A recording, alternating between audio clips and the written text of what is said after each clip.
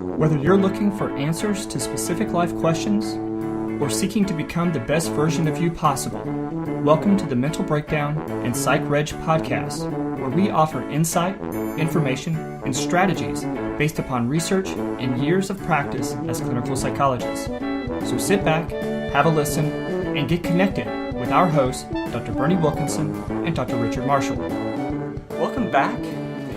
Today we're going to talk about apologies. And non-apologists. I'm sorry, Richard. I'm sorry. Oh. I'm sorry that I had to do a podcast the other day without you, and I had to I'm sorry that I wasn't here. And I had to have a fill-in that I didn't tell you about ahead of time. That's like something from a horror movie. That's right. Looks like Look, he was Halloween. He was a star.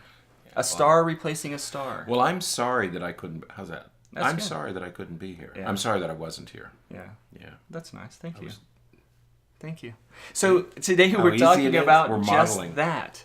We're going to talk about apologies. And as you said, more importantly, we're going to talk about why it is that some people really have a difficult time saying they're sorry. Right. It's a common problem. It's funny, you know, we will walk down the street and bump into a stranger and say, oops, sorry. Mm-hmm. But yet in our most intimate relationships with partners, with children, with parents, with friends, with coworkers, we find it so difficult to utter an apology. Elton John's famous line, sorry seems to be the hardest word, you know, it's from one of his songs. And it's true. But it's odd that we become non-apologists in our most important relationships. Right. And one of the common problems we deal with clinically is we will have people come in and say, my husband never has apologized to me, or my wife has or my partner never says she's sorry. Yeah. And it becomes a problem in the relationship. We all want to hear that once in a while. You know? So we're going to talk about this today, right? Yeah. Non-apologists. Well, it's from a article in Psychology Today, which was a great article talking about this very topic, of course, and we'll have the link in the show notes. Right. But what the article does is it goes through 5 key characteristics of the person who resists apologizing, and I think that what we'll do is we'll review those 5, and so that you can we talk a lot here about self-reflection and like looking at yourself, and so if you're the type of person who may resist the opportunities to apologize or to recognize when you've when you've made an error or that you've done something wrong, then maybe you can start to fix that. And That's so right. we'll talk a little bit about how to do that. How's that sound? And at the same time, if you're the person who would like to get an apology and never does, it feels like it's something about that you're being denied something.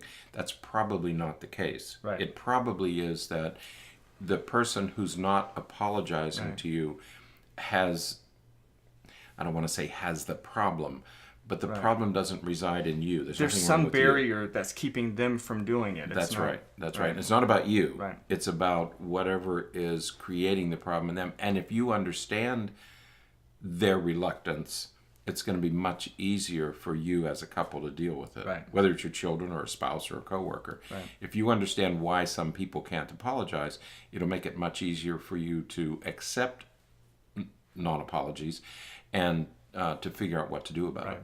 So it's about understanding where this non-apology comes from. Yeah.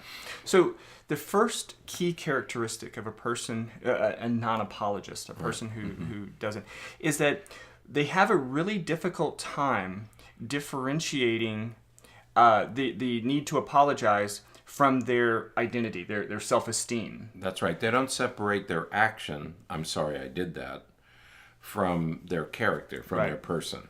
Okay, and that's the first thing that they don't make that separation. I do this with my children all the time, or I've learned to do it with my children all the time.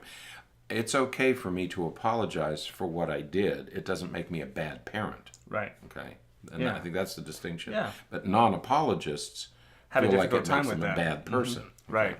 Yeah. So separating or being able to differentiate the action that they're apologizing for and who they are is really an important thing to do. And again, we do that with kids all the time because we tell them, you're not bad. That was bad behavior. Mm-hmm. So we can instruct our kids in those ways, but again, many of us fail to recognize that within ourselves. And so it's important for us to take that lesson to heart for ourselves, that by apologizing, I'm not saying that I'm bad. I'm just saying that I made a mistake or that I did something wrong. I'm sorry that what I said hurt you. I'm sorry that what I did hurt you. Not, I'm sorry that I hurt you. Right. Okay. And you have to separate those two things. Right. It's a very, very simple thing. And as you say, it's the first lesson we teach children. Right. You're not a bad person. What you did was not acceptable. Right. The second key characteristic has to do with shame. The person comes from the first one. Right. So the person who is the non-apologist oftentimes feels shame when they find themselves in a position to have to apologize, and so they're resistant to apologize because that introduces and accepts shame. Right. And which is not a healthy thing to accept. The healthy emotion you should feel when you've hurt somebody's feelings is either guilt, I feel guilty about this, or I have remorse, right? I feel bad, but not shame, right? But if you don't separate your action from your character, when you apologize, you're gonna feel shame, right? Okay, and we don't want that, right? Guilt, yes. Remorse, yes, but shame, no. There's no need to feel shame, right? Because we know that in essence, there's a way back from guilt and remorse.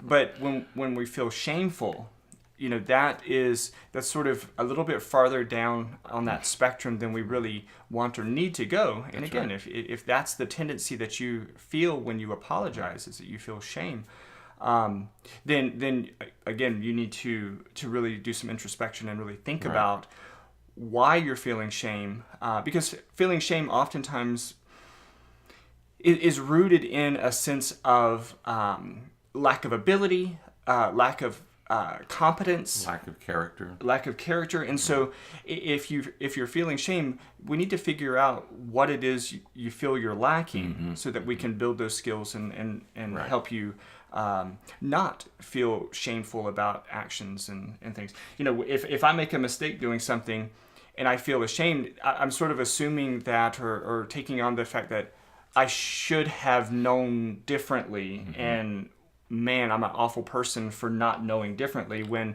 in fact I can't know everything, and sometimes I just make a mistake. Right. I come back to raising our children. I have teenage children, or one teenager left, and if I want her to apologize to me, I don't want her to feel shame. I don't want her to feel that she's a bad child or a bad daughter. I want her to understand what she did was hurtful, and I would like for her to apologize for it so that we can solve the problem. Not so she feels shamed by what she did. I don't ever want my children to feel shamed. I want them to feel guilt. I want them to feel remorse, but not shame. Now, the third key attribute of individuals who resist apologizing, non-apologizers, is that they fear that apologizing about one thing is going to open the doors to accusations and allegations of wrongdoing in other things as well. And so we have this fear component of, well, if I apologize for this, man, that's just...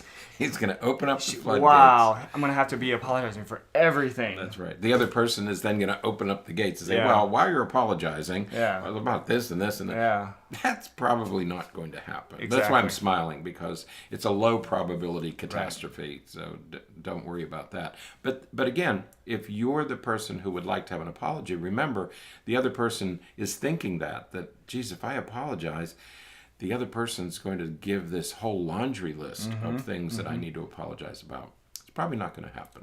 It's probably not going to be that way. So, now the fourth thing is that people who are non-apologists tend to believe that if they say they're sorry, by default they're accepting full responsibility. That's another big one. And again, that's not correct. Now, certainly, if you burned dinner, and you burned dinner because you were watching a video on your phone and you failed to attend to what was happening on the stove, okay, that might be your fault.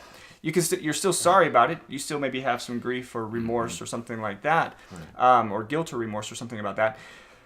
But by apologizing, for other things doesn't necessarily mean that you're accepting complete and full responsibility. Right. Right. What you're doing is you're saying, I apologize for my contribution to this problem. That's right. That's right. Now, again, how do we fix this, and how do we repair this, and how do we move forward from here? And it's especially useful when you're in an argument with somebody, Right. or you get angry about something.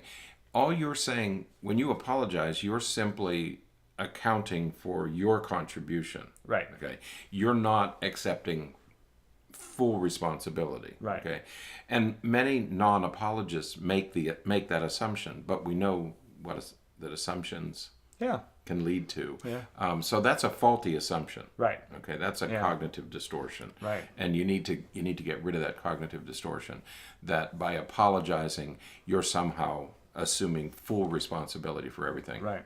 No, you're not. Now, and I'm going to throw a little caveat here, because if you are in a relationship where the other person has done that, because that does happen, where the other person has said or made you feel or has said things to suggest that your apology means that you accept full responsibility, then that's a problem that lies within them that requires some additional support and help, because if you're accepting responsibility for your portion of it, that does not mean that you're responsible for the other person's portion of it. And if that other person is saying, "Oh, well, I'm glad that you're accepting responsibility for all this," that you're finally accepting responsibility, then that's an issue in them, not in you. That's right. So know that, because I'm sure that that's happened to folks sometimes. So. Right. All right. Now, the last key aspect, number 5, is that people who are non-apologists tend to be more comfortable with anger and frustration. That's right. Than they are maybe even with dealing with those emotions of saying they're sorry, of being apologetic, of trying to correct and fix it. They'd rather be mad and get defensive and argue and push back than they would in accepting, again, their responsibility and their role in what happened, which, again, that's another problem. That's right. If you're living, or you have a relationship with, be living in an intimate relationship, but if you have a relationship with a non-apologist, it may be that person is using non-apologies to manage their own emotions. And what we mean by that is that there are people who are more comfortable with anger, with irritability, with emotional distance. It's just the way it's their temperament, it's the way they were brought up, it's their family of origin, where, there are many families where it's okay to express anger, not okay to express sadness. Right. So if a person is from that kind of a family, where you just over a lifetime became more comfortable being angry and irritable and sarcastic, you may find it very difficult to say I'm sorry, because saying I'm sorry does make you vulnerable. Right. And there are some people who can't handle, that's what we mean about managing your emotions, is there are some people who simply can't handle feeling emotionally vulnerable. Right. And they feel like their apology makes them emotionally vulnerable, and they just can't take that step. So again, it's not about you, it's about the other person not being able to take that step to make themselves emotionally vulnerable. Right. And if you're the type of person that falls into this category, it's really important that you, of course, first recognize that you fall into this category, because growing up in a home, as you described, does not get you off the hook. That's right. You're still not off the hook. That's what we said. I mean, you still have to take responsibility. You still have to, be, if you want to have healthy relationships, you still have to be able to accept your responsibilities and be accountable for your actions. And so when you say, that, well, I grew up in a home that, well, we just became angry and we said, just deal with it, whatever, get over it, and all those kinds of things. It's not really helping your case. You need to instead, shift and adjust your perspective. Sometimes that's going to require some therapy. Know that about yourself. Yeah. That's what we say all along. You have to know these things about yourself and then deal with them if you want to have an intimate relationship. We all have to make these kinds of changes.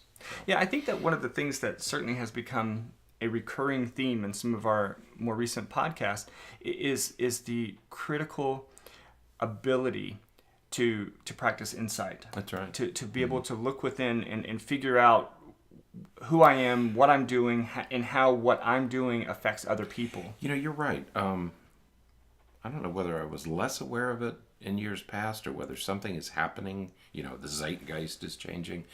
But people are thinking more about who they are, right, why they're doing the things that they're doing. I have a number of younger in their 20s and 30s, and they're really going through a process of serious self-reflection. Maybe it's because that's happening in your 20s instead of your teens. Right. Maybe we push that process. But you're right. I think that's something we want to talk about someday and consider. Because insight really, that really is the key really is. to being able to solve a lot of these psychological and self-reflective, but some of our overall problems. So. Yep. And remember, if you're a parent and you want your children to apologize, the quickest way to do that is to model that behavior. Absolutely. You show them, you teach them how to apologize by apologizing to them. Yeah. Don't feel vulnerable. That's that vulnerability that we talked about. Don't feel vulnerable. You're going to teach your children how to apologize by modeling that behavior for them. Yeah. So don't be afraid. Yeah. All right. Well, that's it for today. Thanks so much for listening, and we'd love it if you write a review on iTunes or subscribe to our YouTube channel. That'd be awesome. Right? Wouldn't that be awesome if they did that? Cool. So come back. I would. What? I would. Oh, you would I'd what? subscribe. You would? If you knew See what you that every meant. morning? Are you kidding? So I wouldn't miss that for anything. we will be back for another episode. But until then, stay happy, stay healthy, and forget to be afraid.